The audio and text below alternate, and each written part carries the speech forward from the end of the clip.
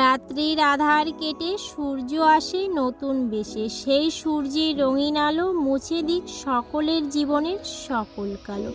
সুপ্রভাত আমার প্রিয় বন্ধুরা, আজ উল্টো রথযাত্রা। আমার সকল বন্ধুদের উল্টো রথযাত্রা অনেক অনেক শুভেচ্ছা, অনেক অনেক ভালোবাসা জেনে আজকের ব্লগটি শুরু করছি। কেমন আছো আমার প্রিয় বন্ধুরা? আশা করছি তোমরা যে যেখানে আছো সকলেই ভালো আছো, সুস্থ আছো। তোমাদের ভালোবাসায় আমি আমার পরিবারের সকলকে নিয়ে খুবই ভালো আছি। আমি সুপ্রিয়া, আমার সকল বন্ধুদের আমার ব্লগ চ্যানেলে অনেক অনেক স্বাগত, অনেক অনেক ভালোবাসা জানিয়ে আজকের ভিডিওটি শুরু করছি। আর হ্যাঁ বন্ধুরা, আমার এই ভিডিওটি প্রথম থেকে শেষ পর্যন্ত দেখার অনুরোধ রইল তোমাদের কাছে। আশা করছি তোমাদের ভালোই লাগবে। আজকের ভিডিওটি রান্নাঘর থেকেই শুরু করলাম। আর আমাদের তো মেয়ে বউদের রান্নাঘরেই সময়টা বেশি কাটে, তো রান্নাঘর থেকেই শুরু করলাম ভিডিওটি। তো চলো ভিডিওটি দেখতে থাকো, আশা করছি তোমাদের ভালোই লাগবে। তো চলো তোমাদের সঙ্গে গল্প করতে করতে আমি আমার রান্নাবান্নাগুলো সেরে নিই। তো দেখো, ওই যে আগেই আর কি ঘুম থেকে উঠে সদর দূরে জল দিয়ে তারপরে ঘরটা ঝাড় দিয়ে দুর্গটা লিপে আমি ডালটা ভেজে সিদ্ধ বসিয়ে দিয়ে গেছিলাম। তো তারপরে যে উঠোনটা ঝাড় দিতে দিতে ডালটা সিদ্ধ হয়ে গেছে। আর উঠোনটা ঝাড় দিতে একটু বেশি সময় লেগে গেছে, কারণ ওই যে বৃষ্টি হচ্ছে, তো ফিসফিস করে বৃষ্টি পড়ছে আর গাছের পাতাগুলো পড়ছে, লেগে গেছিলো, পুরো কাদাতে লেগে গেছিলো, সেগুলো ঝাড় দিতে একটু সময় লেগে গেল। তো তারপরে গেছিলাম বাসনগুলো ভিজাতে। আর আজকে একটু বেলা করে এই ব্লগটি শুরু করেছি। মেয়ে স্কুলে যাবে, মেয়ে কিন্তু রেডি হয়ে গেছে।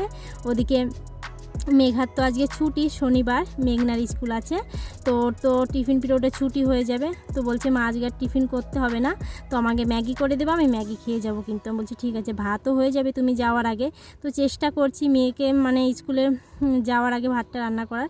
সব সময় আর কি সব চেষ্টা করি যাতে বাড়ি থেকে খেয়ে দিয়েই বেরোয়। আর কি বলো তো, সেই তো আসবে কখন, খিদে লেগে যাবে। আর মেঘনার বাবাও কাজে বেরোয়, তো ওই জন্য সবসময় চেষ্টা করি সকাল সকাল রান্নাটা করার। কিন্তু আজকে একটু দেরি হয়ে গেছে, কি আর করব, সব সময় তো সবটা মানে সময় মতো হয় না। তো সময়ের আগে আর কি রান্নাটা শেষ হয়ে যাবে, শুধু ডাল আর ভাত করব। তো ওই জন্য একটু তাড়াতাড়ি করে করছি।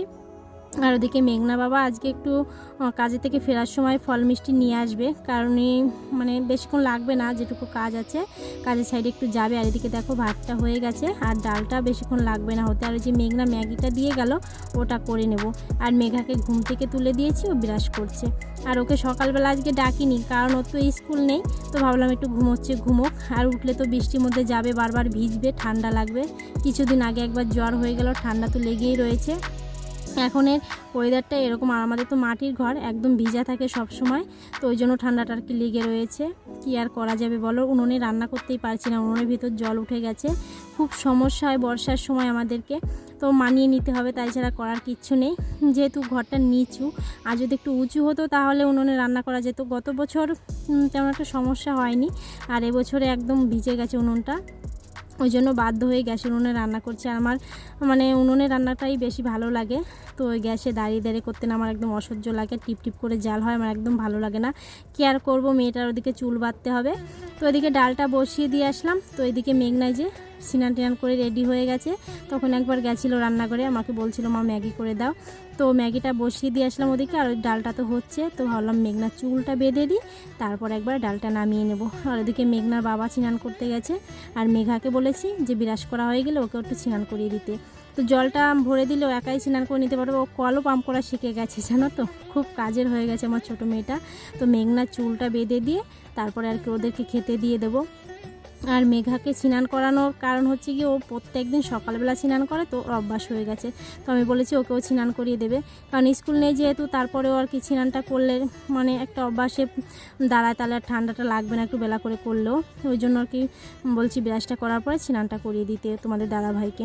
আর তোমাদের দাদাভাইও কাজে বেরোবে, বললাম না আজকে একটু বেলা করে বেরোবে, কাজ নেই তেমন একটা, ও একটুখানি কাজের সাইডে যাবে, দরকার আছে, আসার পথে একটু ফল মিষ্টি নিয়ে চলে আসবে। যেহেতু আজকে উল্টো রথযাত্রা, ঘরে একটু ফল মিষ্টি দেবো ঠাকুরকে। তো দেখো এই যে মেঘনা চুলটা বাঁধা হয়ে গেছে, এবার মেঘনাকে খেতে দিয়ে দেবো। আর ওদিকে ডালটা দেখি কি হচ্ছে, তখন বসিয়ে দিয়ে এসেছিলাম।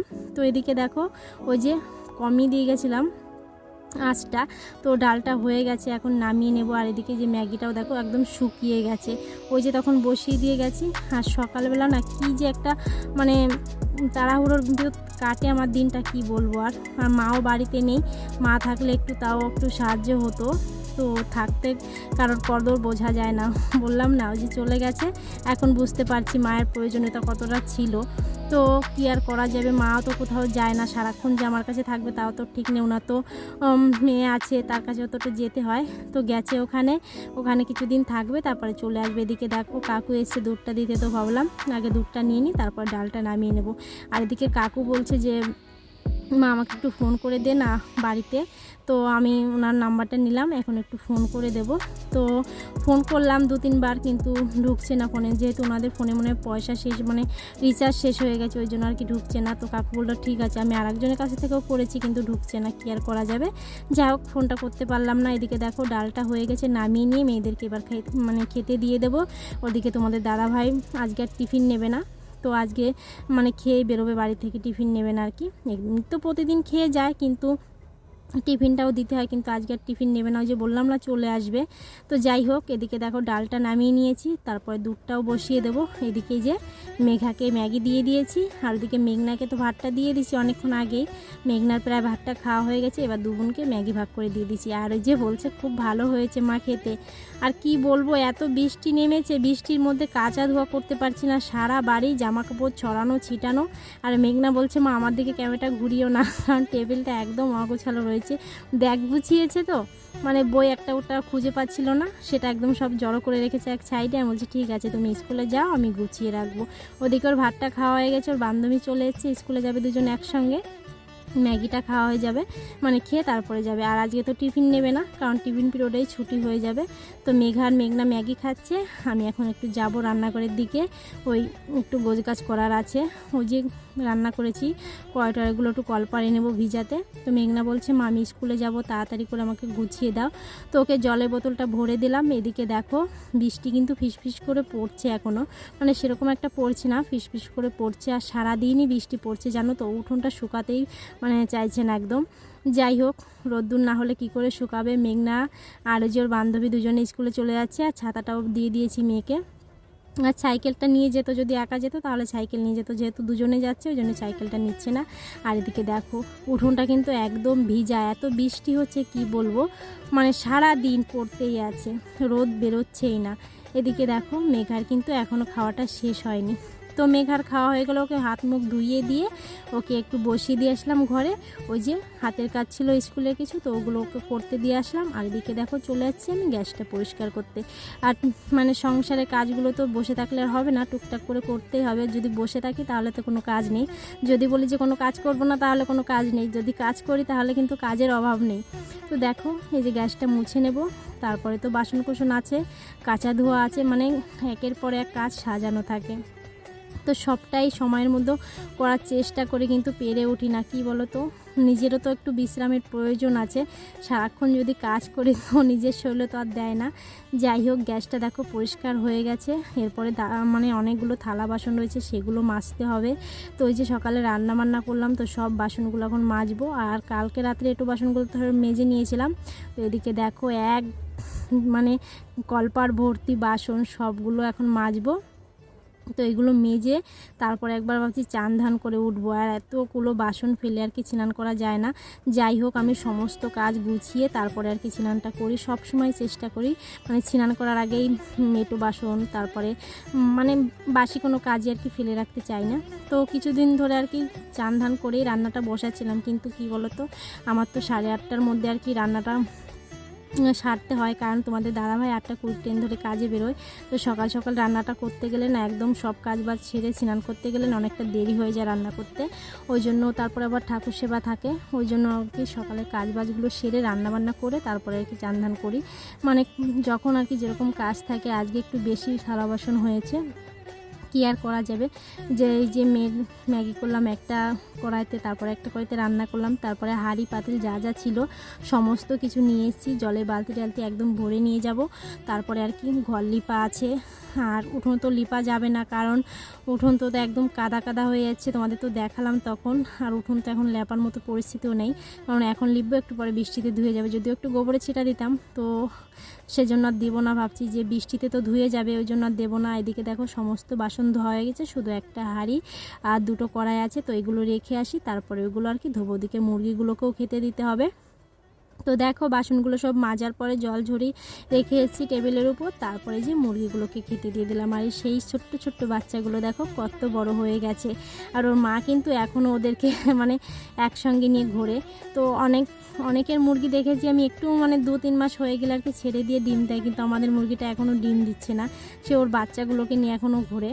তো যাই হোক, মা বলেছিল আলাদা ঘরে দুজনকে রাখতে আর কি, মানে ওর বাচ্চাদেরকে আলাদা ঘরে আর মাকে আলাদা করে, তাহলে তাড়াতাড়ি করে ডিম দেবে। আমি বলছি না, বেজির উৎপাতটা খুব বেড়েছে, যেহেতু বৃষ্টি হচ্ছে তো ওই জন্য বেজির উৎপাতটা খুব বেড়েছে। তো ওই জন্য মার সঙ্গে থাকুক, আর যদি আলাদা করে রাখি তারপরে আর বাচ্চাগুলোকে আর কাছে নেবে না। তো তারপরে দেখো মুরগিগুলোকে খেতে দিয়ে আসলাম, ওদিকে একটু তাড়িয়ে দিয়ে তারপরে চলে আসলাম ঘরে। আগেই ঠাকুর ঘরটা লিপছি, তারপরে অন্য বাদবাকি ঘরগুলো লিপে নেবো।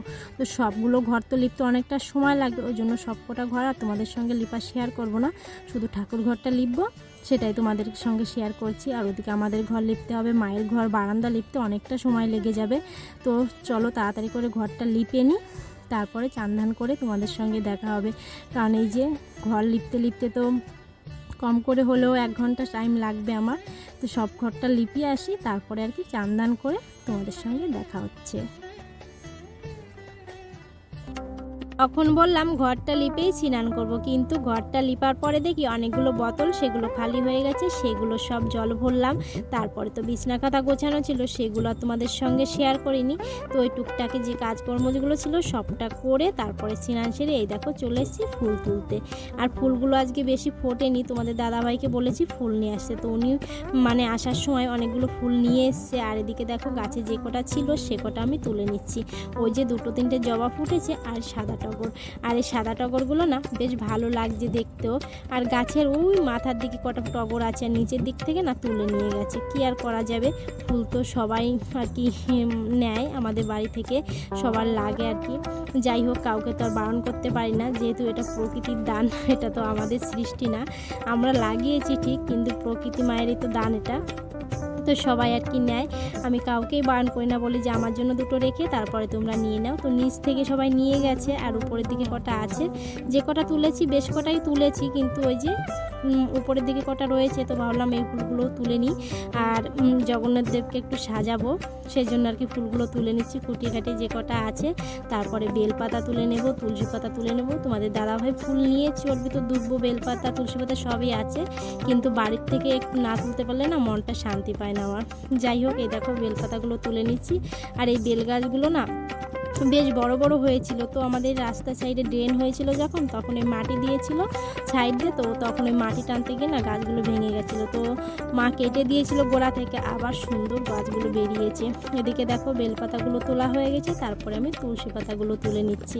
আর এই তুলসী পাতা তোলা হয়ে গেলে তারপরে চলে যাব ঠাকুর ঘরে। আর তোমাদের দাদাভাই আম মিষ্টি নিয়ে এসছে, সেগুলো দিয়েই ঠাকুর সেবা দেবো। তো চলো ঘরের দিকে যাওয়া যাক, আর আমার ঠাকুর সেবার জন্য সব আয়োজন করবো এখন গিয়ে। তোমাদের দাদাভাই স্নান হয়ে গেছে, সকালে একবার স্নান করে গেছে, তো বাড়ি এসে আবার আরেকবার স্নান করে নিয়েছে। তো এখন গিয়ে আমরা পুজোটা সেরে নেব। তো দেখো পুজোটা দিয়ে মানে ঠাকুর ঘরটা সাজিয়ে তারপর আর কি তোমাদেরকে দেখাচ্ছি সিংহাসনটা কি ভালো লাগছে। আর এদিকে দেখো জগন্নাথ ঠাকুরকেও খুব সুন্দর করে সাজিয়ে দিয়েছি। আর জগন্নাথ ঠাকুর তো মাসির বাড়ি ছিল, মাসির বাড়ি থেকে স্নান করার পরে আর কি নিয়ে এসেছিলাম, সেটা তোমাদেরকে বলা হয়নি, দেখানো হয়নি। যাই হোক, এদিকে দেখো সিংহাসনটা সুন্দর করে সাজিয়ে দিয়েছি। আর ঠাকুরকে আজকে ঠাকুরের পছন্দে ফল দিলাম, হলুদ ফল তো ঠাকুর পছন্দ করে জগন্নাথ ঠাকুর, ওই জন্য হলুদ ফল দিলাম। আগের দিনও দিয়েছিলাম, আর আজকে তো উল্টো রাত, তো ভাবলাম আজও দিই। আগের দিন তো পাকা আম, তারপর অনেক রকম ফল দিয়েছিলাম, আজকে আর বেশি ফল দিতে পারিনি। তো এদিকে দেখো এই যে আম কেটে দিয়েছি, আর তোমাদের দাদাভাই মিষ্টি আনতে ভুলে গেছে, তো আবার উনি মিষ্টি আনতে গেছে। তো চলো উনি মিষ্টিটা নিয়ে আসুক, তারপর ঠাকুরকে মিষ্টিটাও দিয়ে দেবো। আর দিকে রথটাও দেখো খুব সুন্দর করে মুছে নিয়েছে, আজ আবার প্রায় 1 সপ্তাহ তো হয়ে গেল। তো সেই পাল্টা রথ হয়েছিল, তো উল্টো রথের দিন আবারও মুছে নিয়েছি সুন্দর করে। বিকালে মেঘা তো আবার রথ টানতে যাবে, তো আগের দিনও মানে টেনেছিলাম, তো আজও একটু বেরোবো আর কি। যাই হোক, সুন্দর করে সাজিয়ে দিয়েছি, কেমন লাগছে অবশ্যই কিন্তু বলো আমাদেরকে, জগন্নাথ ঠাকুরকে। আর ঠাকুরকে এটাই বললাম, জগন্নাথ ঠাকুরকে, যে ঠাকুর সবাইকে ভালো রেখো, সবাইকে সুস্থ রেখো, সবার মনস্কামনা যেন পূর্ণ হয়। তো এটাই আর কি ঠাকুরকে বললাম। তো দেখো সবটা সাজিয়ে গুছিয়ে পুজো দিয়ে দিচ্ছি। আর কি বলবো বন্ধুরা, অনেকটি বড় হয়ে যাবে ভিডিওটি। তো মেয়ের রথ টানতে গেছিলো, আমিও গেছিলাম, সেটা তোমাদের সঙ্গে শেয়ার করা হয়নি। তো কি বলবো, ভিডিওর এই পর্যায়ে এসে একটা কথাই বলবো সবাইকে, সবাই সুস্থ থেকো, ভালো থেকো, আর এইভাবে আমার পাশে থেকো। তো আজকে এখানেই বিদায় নিচ্ছি। আজকে ব্লগটি বেশি বড় করব না, সন্ধ্যা অবধি নিতে পারবো না, কারণ বাড়িতে আবার রান্নাবান্না আছে দুপুরে। সকালে তো টক ডাল আর ভাত করেছিলাম, তোমাদের দাদাভাই বাড়িতে এসে দুপুরে রান্নাবান্না আছে। তো দুপুরে রান্নাবান্না সেরে তারপরে সন্ধ্যাবেলার দিকে আর কি রথ টানতে যাব।